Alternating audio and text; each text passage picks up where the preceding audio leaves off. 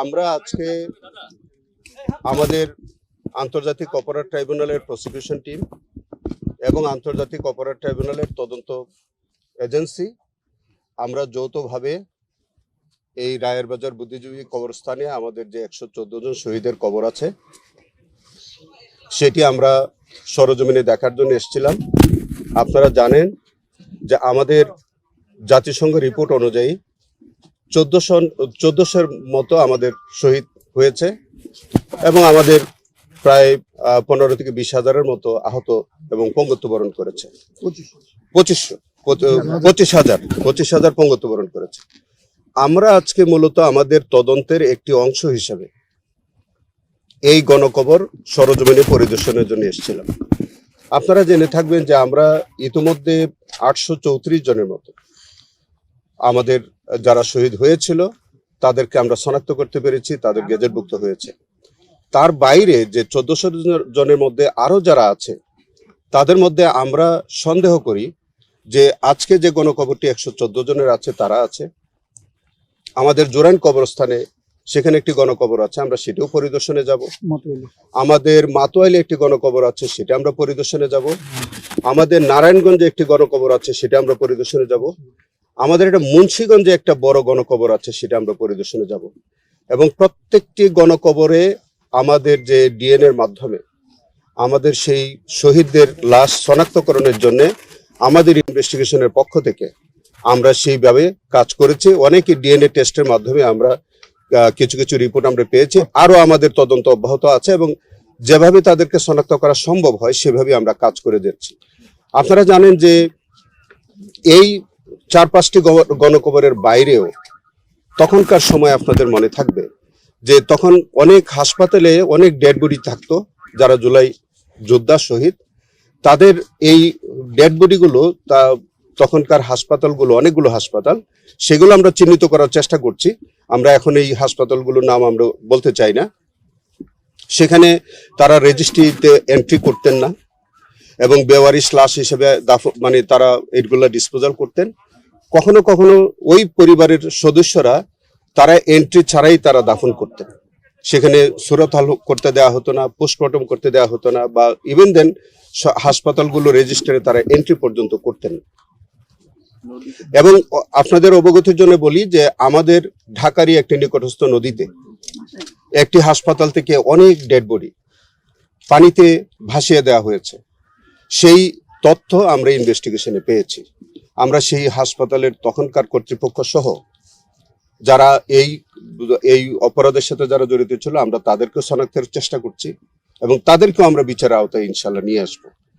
আমরা যে 14 জাতিসংঘের রিপোর্টের যে 14 যে তথ্য আমরা পেয়েছি, আমরা সেই তালিকা অনুযায়ী প্রত্যেকটি শহীদ পরিবার এবং শহীদ সেখানে সেগুলো আমরা শনাক্ত করার জন্য আমরা জোরালোভাবে আমরা তদন্ত করে দেখছি। আমাদের জাতির কাছে আমাদের কমিটমেন্ট যে প্রত্যেকটি শহীদের আমরা তাদেরকে শনাক্ত করে প্রত্যেকটি শহীদের বিচার আমরা বাংলার মাটিতে নিশ্চিত করতে চাই এবং ইনশাল্লাহ আমরা কোনো অপরাধী এই হত্যাকাণ্ডের সাথে এই জেনোসাইডের সাথে যারা সম্পৃক্ত কোনো অপরাধী যাতে পার পেয়ে না যায় আমরা সেইভাবে আমরা কাজ করছি।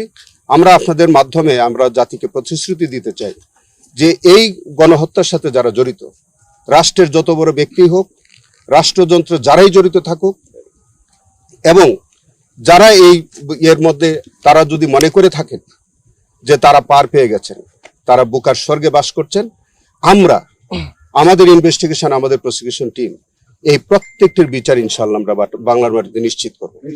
যে সকল শহীদদের আমরা শনাক্ত করতে পেরেছি সেটা তো পেরেছি, যাদেরকে শনাক্তকরণের প্রক্রিয়া চলমান আছে প্রত্যেক শহীদ পরিবারের কাছে আমাদের অনুরোধ, আপনারা আমাদের প্রসিকিউশন টিম অথবা আমাদের তদন্ত সংস্থার মাধ্যমে আপনারা মাঝে মাঝে আমাদের সাথে যোগাযোগ করবেন। আমরা যখনই যেটা উদ্ঘাটন করতে সক্ষম হব অথবা শনাক্ত করতে পারবো সেই তথ্যটা আপনাদের কাছে আমরা সরবরাহ করব। সেই জন্য আপনাদের অনেকেরই হয়তো কনফিউশন আছে যে আপনারা কিভাবে কি প্রক্রিয়া আপনাদের এই তথ্যগুলো জানবেন। আমি সরাসরি বলতে চাই, সেটা আমার কাছেও জানতে পারেন, আমার প্রসিকিউশন টিমের কাছে জানতে চাইতে পারেন, অথবা আমার তদন্ত সংস্থায় যিনি আছেন, যারা আছেন, তাদের কাছেও আপনারা এই ইনফরমেশন গুলো পাবেন। তবে আমাদের তদন্ত অব্যাহত আছে। আমাদের জন্য আপনাদের সহযোগিতা চাই। আপনাদের কাছেও যদি কারো কোনো তথ্য বা কোনো ইনফরমেশন যদি আপনাদের কাছে থাকে, সেটি এবং যার কাছেই যা ইনফরমেশন আছে তাদের কাছে আমরা উদাত্ত আহ্বান জানাচ্ছি, আমাদেরকে প্রয়োজনীয় তথ্য দিয়ে আমাদের সাক্ষ্য প্রমাণের সহযোগিতা করে আমাদেরকে সহযোগিতা করবেন। আমি তো আপনাকে পরিষ্কার বললাম যে ঢাকার সন্নিকটে একটি নদীতে একটি হাসপাতাল থেকে অনেক ডেড বডি ফেলে দেওয়া হয়েছে, নদীতে ভাসিয়ে দেওয়া হয়েছে, এই তথ্য আমাদের কাছে আছে। আমরা সেই হাসপাতাল, সেই তখনকার কর্তৃপক্ষ এবং যারা এই ঘটনার সাথে জড়িত, সেটি আমরা শনাক্ত করার চেষ্টা করছি। যেসব ডেড বডিগুলো নদীতে ভাসিয়ে দেওয়া হয়েছে বলে আমাদের কাছে তথ্য এসছে, সেইগুলো আমরা শনাক্ত করার চেষ্টা করছি এবং এইগুলি প্রকৃত ইনভেস্টিগেশন শেষ হওয়ার পরে নিশ্চয়ই আপনারা দেখতে পাবেন যে তাদেরকে বিচারের আওতায় আনা হয়েছে। আমার মনে হয় ইতিমধ্যে আমার বক্তব্য থেকে আপনার এই বিষয়টা পরিষ্কার হয়েছে। আমাদের যে 834 অথবা পরবর্তীতে আরো 8টি লাশ, প্রায় 865টা আমাদের ইতিমধ্যে শনাক্ত হয়েছে।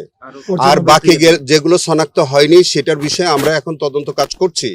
তারই মধ্যে আজকের 114টি জোরাইন কবরস্থানে, নারায়ণগঞ্জে, মাতোয়াইলে এবং মুন্সিগঞ্জে, সেখানেও আমরা শনাক্ত করার চেষ্টা করছি সেখানে কতগুলো লাশ আছে এবং সেইগুলি বা জুলাই শহীদ কয়জন, এইটি আমরা এবং নদীতে ভাসিয়ে দেওয়া হয়েছে কতগুলো, এইগুলি যখন আপনি যোগফল দেখবেন তখন দেখবেন যে 1400 থেকে বেশি হয়ে যেতে পারে। কিন্তু যেটা জাতিসংঘের যে প্রাথমিক একটা রিপোর্ট ছিল যে 1400 শহীদ, আমাদের ইনভেস্টিগেশন আমরা ধারণা করছি যে শহীদের আরো বেড়ে যেতে পারে।